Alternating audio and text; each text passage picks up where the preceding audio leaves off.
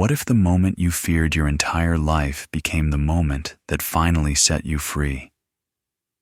What if the people who hurt you the most stood trembling in front of you, waiting to see whether you would destroy them or forgive them? This is where Joseph's story truly reaches its heart. I am Joseph. The room freezes. The brothers cannot move. They cannot speak. Fear grips them. This is the brother they betrayed, the brother they sold, the brother they told their father was dead. Now he holds their lives in his hands. Joseph steps closer. Do not be afraid, he says.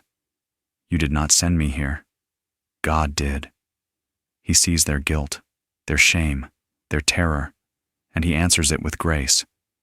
God sent me ahead of you to preserve life. This is not denial of pain. This is understanding purpose.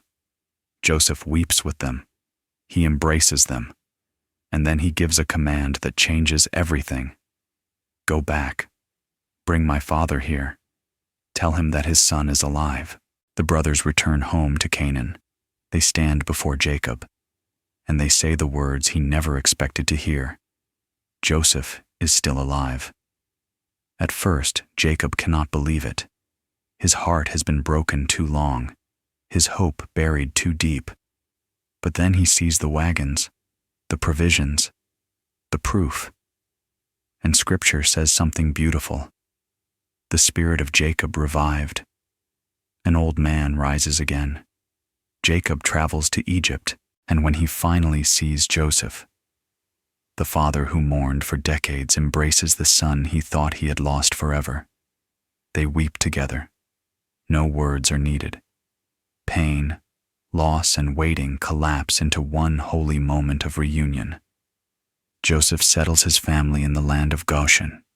They are safe. They are provided for. They are together.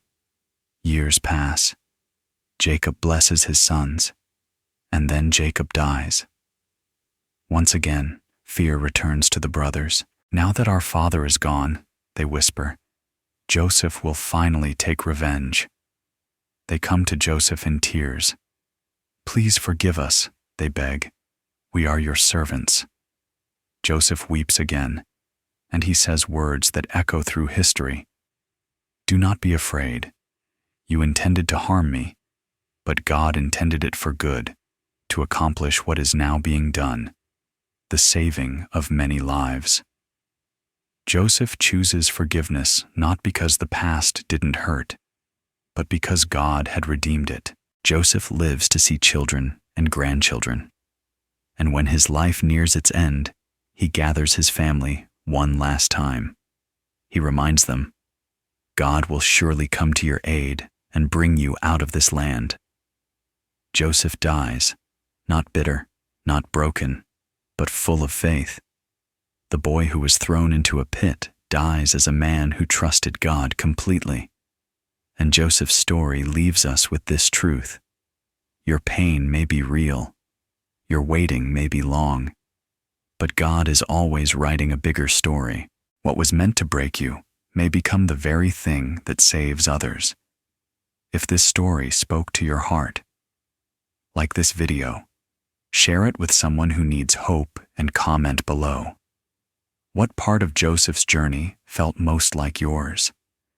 Because your story matters. And just like Joseph's, God is not finished with it yet.